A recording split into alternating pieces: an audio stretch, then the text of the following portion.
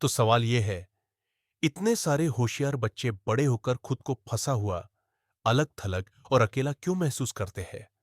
उन्हें तो सबसे आगे होना चाहिए था।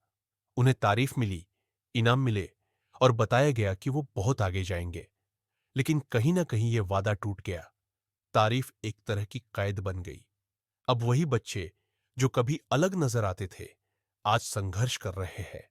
उन्हें मोटिवेशन नहीं मिल रहा। वो खुद को दूसरों से सामाजिक रूप से पीछे महसूस करते हैं। नए काम शुरू करने, उन्हें पूरा करने या लोगों से जुड़ने में मुश्किल होती है। और सबसे बुरी बात, वो खुद नहीं समझ पाते कि ऐसा क्यों हो रहा है। बाहर से सब ठीक लगता है, वो अब भी तेज है, काबिल है, लेकिन अंदर से उन्हें लगता है कि जिंदगी किसी और की हो रही है और वो बस दूर से देख रहे हैं। इसका एक कारण है, होशियार बच्चे अपनी पूरी पहचान मैं स्मार्ट हूं इस सोच पर बना लेते हैं। और वही सोच जो बचपन में उन्हें खास महसूस कराती थी, बड़े होकर उनके लिए एक जाल बन जाती है। चलिए बात करते हैं, ये सब क्यों होता है और सबसे जरूरी, इसे कैसे बदला जा सकता है। क्योंकि ये असफलता की कहानी नहीं है, ये उस तरीके की कहानी है जो कभी काम करता था लेकिन अब नहीं कर रहा।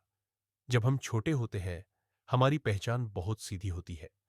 बच्चे खुद को एक या दो चीजों से जोड़कर देखते हैं, जैसे मुझे पोकेमोन पसंद है या मुझे चिकन नगेट्स पसंद है। और बच्चों को सबसे ताकतवर लेबल जो मिलता है वो है, तुम बहुत होशियार हो। ये बात टीचर, पेरेंट्स और क्लासमेट्स बार बार दोहराते हैं और धीरे धीरे ये आपकी पहचान बन जाती है।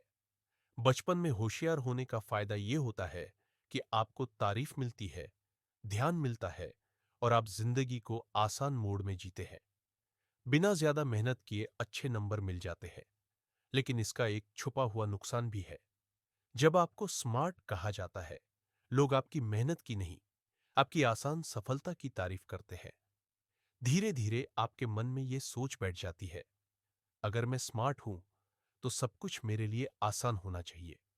और यही सोच आपको धीरे धीरे अंदर से तोड़ती है। जैसे ही कोई चीज मुश्किल लगती है, आप घबरा जाते हैं। आप सोचते हैं, अगर मैं होशियार हूं तो ये क्यों नहीं हो रहा। और फिर आप चुनौतियों से भागने लगते हैं।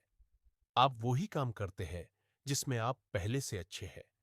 आप सिर्फ वो खेल खेलते हैं जिसमें आप जीत सकते हैं। आप क्लब्स में नहीं जाते, ग्रुप प्रोजेक्ट से बचते हैं, ताकि कभी कोई आपको कमजोर न समझ ले। लेकिन इसी चक्कर में आप धीरे धीरे बाकी लोगों से कट जाते हैं, क्योंकि असली कनेक्शन तो साथ में काम करने, गलती करने और साथ आगे बढ़ने से बनता है। जब आप इन सब से खुद को बाहर कर लेते हैं, आप दोस्तों से और दुनिया से दूर हो जाते हैं। फिर आप अकेलापन महसूस करते हैं, पर उसे स्वीकार नहीं कर पाते। आप सोचते हैं, मैं बाकी लोगों से अलग हूं, वो मुझ जितने स्मार्ट नहीं है। मैं बहुत गहरा सोचता हूं इसलिए जुड़ नहीं पाता।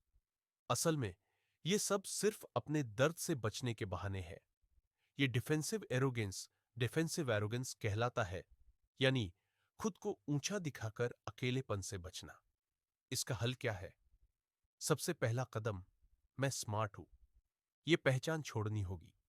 इसका मतलब ये नहीं कि होशियार होना गलत है, पर अगर आप अपनी पूरी वैल्यू उसी पर टिकाते हो, तो आप कभी रिस्क नहीं लोगे, कभी कुछ नया नहीं सीखोगे। अब एक नई पहचान बनाओ, मैं सीखने वाला इंसान हूं। पूछो, इससे मैं कैसे आगे बढ़ सकता हूं, न कि इससे मैं स्मार्ट दिखूंगा क्या। हार मानो, गलती करो और फिर भी आगे बढ़ो। नए अनुभव लो, भले ही शुरुआत में बेकार लगे, क्योंकि इंसान होने का मतलब है अधूरा होना, धीरे धीरे बढ़ना और बहुत बार खो जाना। अगर तुम भी फंसा हुआ, डिस्कनेक्टेड या नंब महसूस करते हो और अब समझ नहीं पा रहे कि क्या करना है, तो यहीं से शुरुआत करो। स्मार्ट दिखने की कोशिश छोड़ो, असल इंसान बनने की कोशिश करो। क्योंकि कमरे में सबसे होशियार होने की जरूरत नहीं है। बस एक ऐसा इंसान बनो जो वहां मौजूद हो, पूरी तरह से, ईमानदारी से। और जब तुम ऐसा करोगे, जब तुम उस ऊंचाई से नीचे उतरोगे जहां तुमने खुद को खड़ा कर रखा था, तब तुम्हें असली कनेक्शन महसूस होगा। और वही जगह असल में तुम्हारा घर है, जहां बाकी सब लोग भी है, इंसान जैसे कि तुम। अगर इस बात ने तुम्हारे मन को छुआ या तुम्हें लगा कि ये सब कुछ तुम्हारे लिए लिखा गया था, तो खुद को अकेला मत समझो। बहुत से लोग यही महसूस करते हैं। कभी कभी सिर्फ उस पैटर्न को नाम देना ही पहला कदम होता है, उसे तोड़ने के लिए।